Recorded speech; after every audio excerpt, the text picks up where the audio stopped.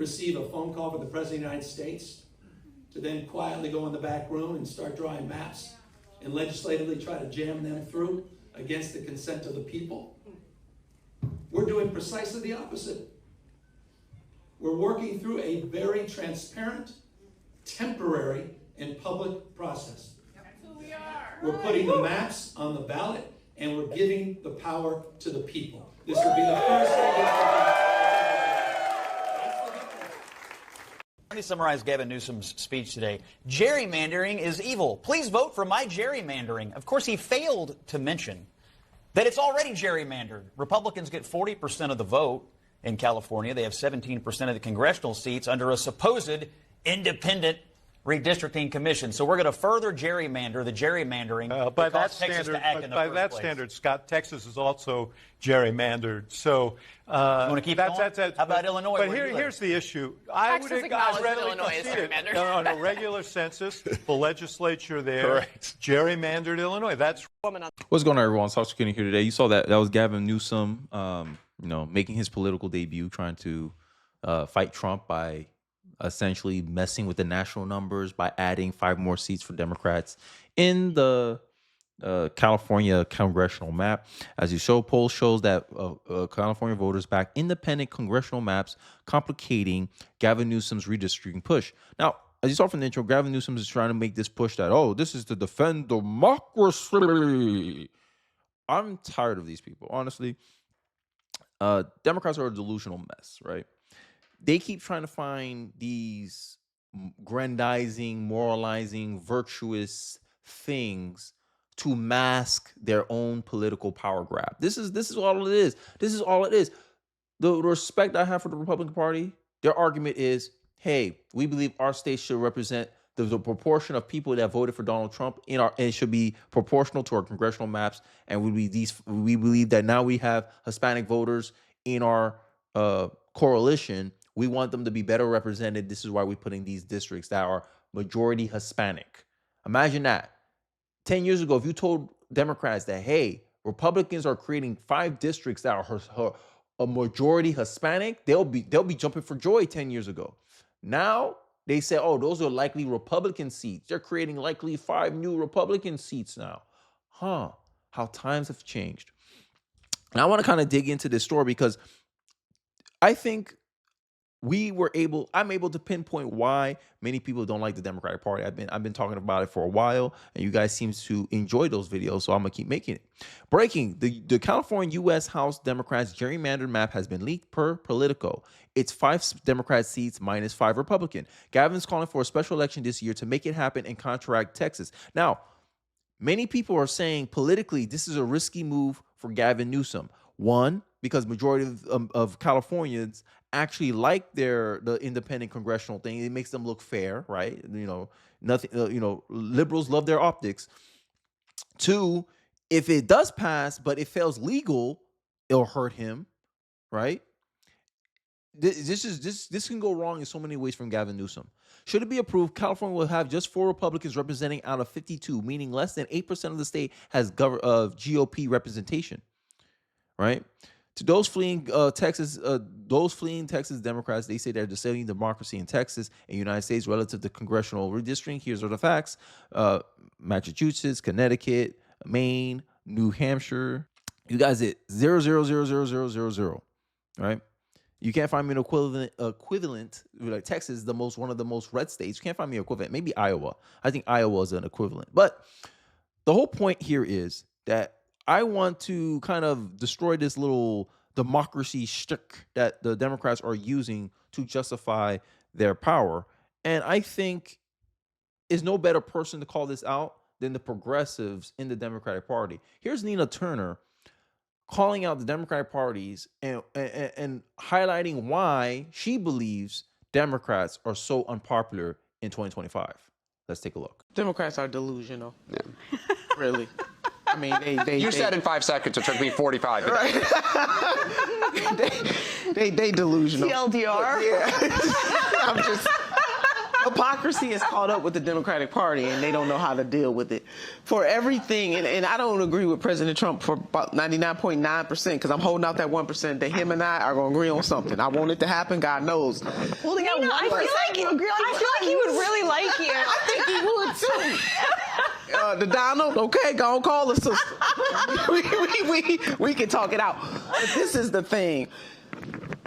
Democrats, people hate hypocrites. Yeah. And it's just really caught up when you talk about the cultural swing and all of that, and people realize, let me give an example. As much as Democrats decry President Donald J. Trump on democracy. Now, I wish Democrats really did give a damn about democracy. I wish they did. But let me tell you what they did in 2024. They propped up President Biden. They propped up Bidenomics, even though the majority of the people were saying we can't afford stuff. Yeah. They did not have a real primary. Then you got President Obama and George Clooney pushes President Biden out of the race, along with Representative Nancy Pelosi, that gang. They took his hand in his arm. And then you don't. And then you in certain states, you kick off the ballot. Democrats. Yep. People like Congressman Dean Phillips, who is the only actively elected Dem who had the courage to run. You mess with Marianne Williamson. You mess with people like Dr. Cornel West, et cetera, et cetera. Democrats did that, not Republicans. So it's just examples of people. I think people are over the hypocrisy. And because in the United States of America, we only got two parties, which I think is insane to ask over 300 million people to pick from the two, the pendulum keeps switching back and forth to both of them, because I believe most people in this country don't really have a home. So without further ado, let's get into this discussion with the five. I think that Gavin's vowing to end Donald Trump's presidency. This is a big swing from Gavin Newsom. I don't know if he can deliver, because this actually happened. During his speech, when he was making this grand speech about gerrymandering, and he was bringing all these people out, and apparently ICE was going in there catching illegals. So they use Trump is this is funny from Trump. Never let a good opportunity go to waste. Gavin Newsom gathers a whole swath of people to essentially bash Trump, and ICE used that as a perfect opportunity to start rounding up illegals in California. Chef's kiss, right? And these outmaneuverings that's happening on the Democratic Party. It just shows you more and more that these people, all they really care about is solidifying their own power, and they mask it as if they're trying to do something virtuous and good. Oh, we're trying to protect democracy. But people are like, no, you're a hypocrite. You started this long before Texas did. Who started it first, right? If you look back, you go, oh, Massachusetts have 0 people, 0 Republicans. Rhode Island has 0 people, 0 Republicans.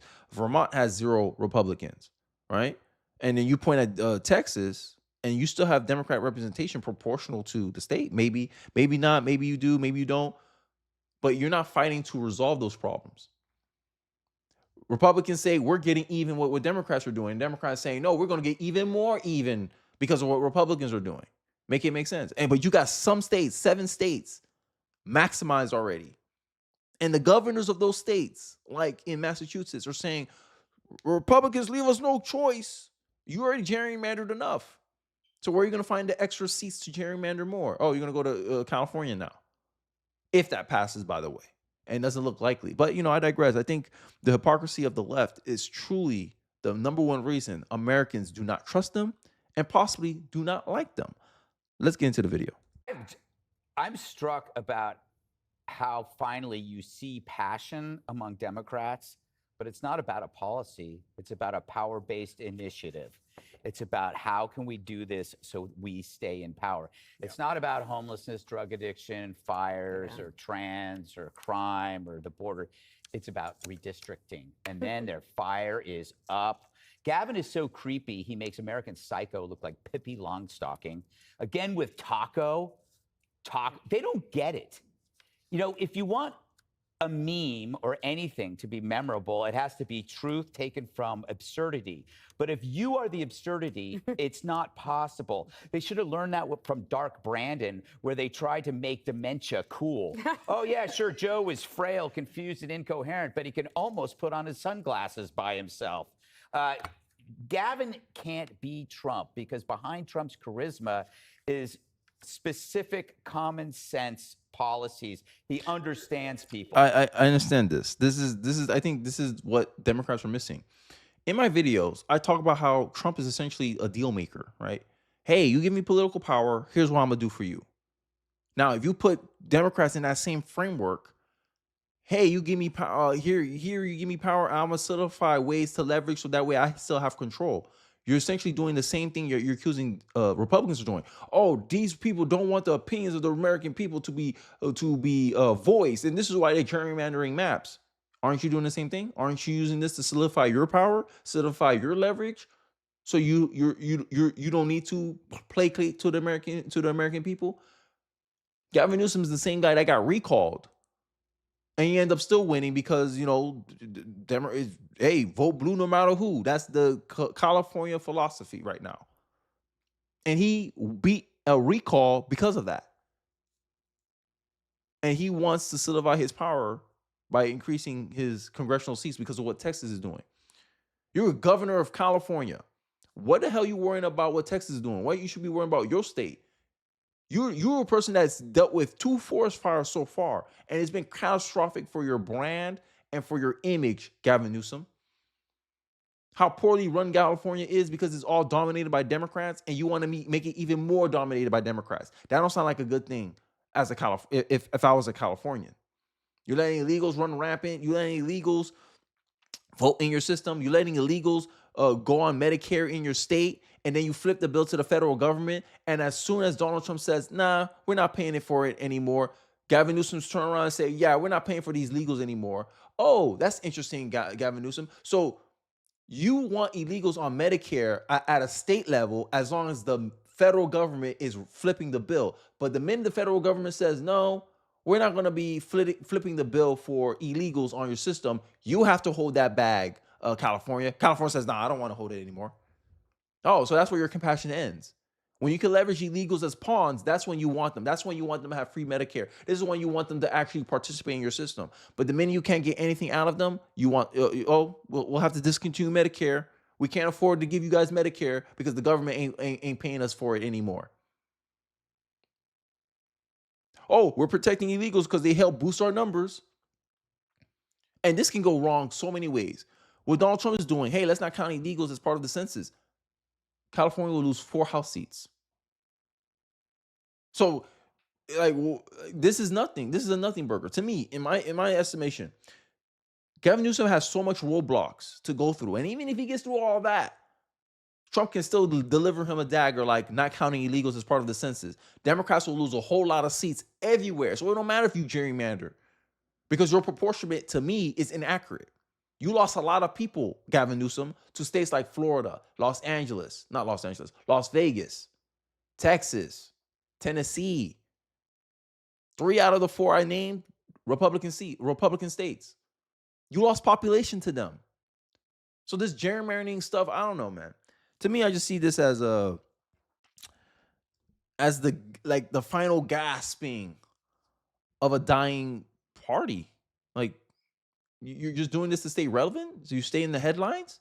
Making this public fight, It might help your political career. Oh, look, I'm a fighter. I fought Trump. Look, this is what I did. It may help you in the primaries, but in the national election, I don't think none of this actually helps you, Gavin Newsom. And this is the dilemma that the Democratic Party has caught themselves in. That to win primaries, they have to be their most extreme. It's way past what middle America will tolerate. And then when they go into the national election and they go against a J.D. Vance or Marco Rubio, who looks more center and reasonable than them, they'll have to walk all that stuff back. But it's too late already. It's too late. The minute you want, it's almost like becoming the Democrat nominee is almost a curse at this point. And that's why I said Republicans got a good year, a good chance, a good opportunity to run this country for 10 years plus without any interference from the Democratic Party. All they have to do is produce results. Build a wall, deport criminals, eradicate vagrancy, get trans out of sports. What is Gavin for?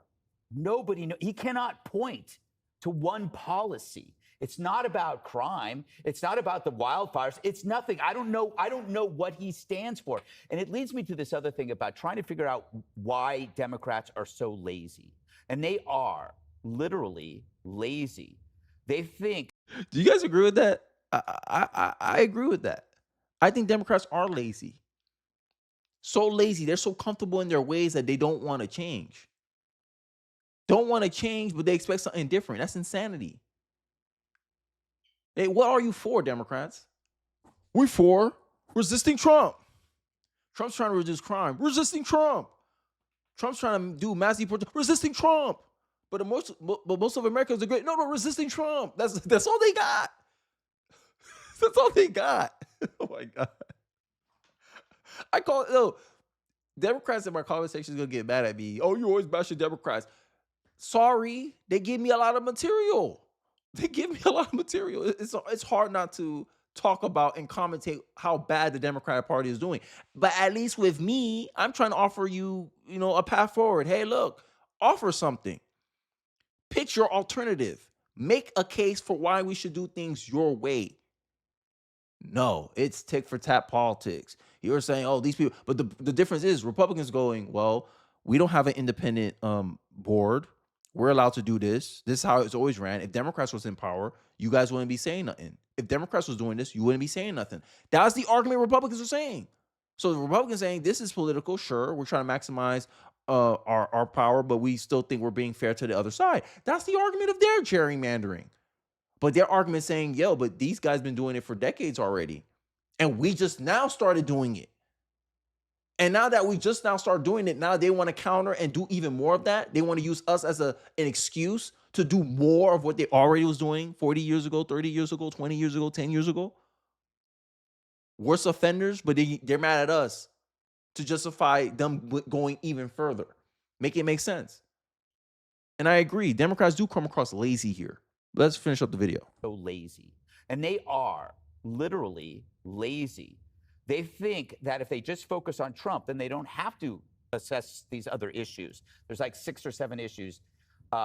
He says people are scared. He says that Trump's going to run for a 3rd term. These are very easy things to say. They're hypothetical. They're not true, but it's easy. So if Democrats know the problem, why don't they solve it? Are they allergic to work? How are you allergic to work?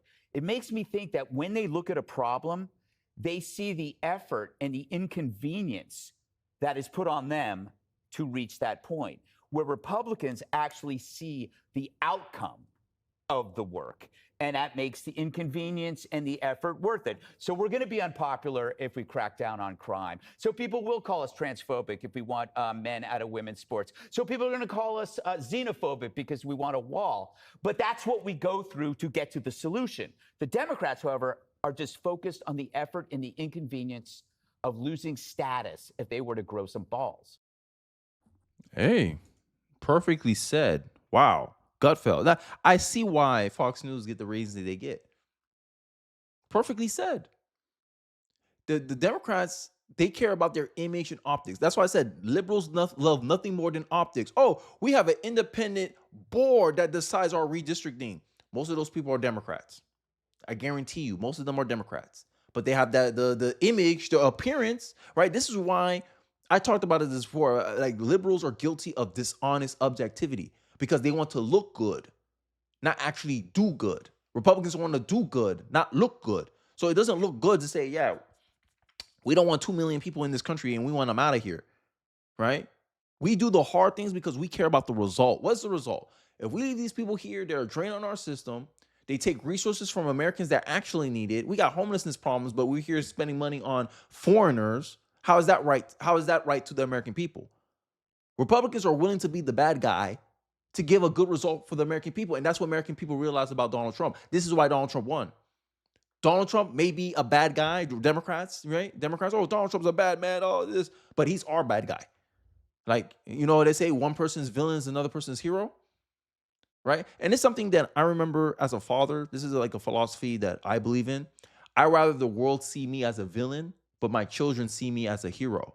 Now, let's switch it up. Donald Trump. I rather the world see me as a villain and Americans see me as a hero. I rather the Democrats see me as a villain and America sees me as a hero. Because America will say he did what was needed to be done. 57% of Americans wanted mass deportation. Were Democrats willing to do the job? Hell no. That's the truth. If 57% of American people say, hey, we want a certain outcome, And Democrats are unwilling to provide it because they believe it's xenophobic.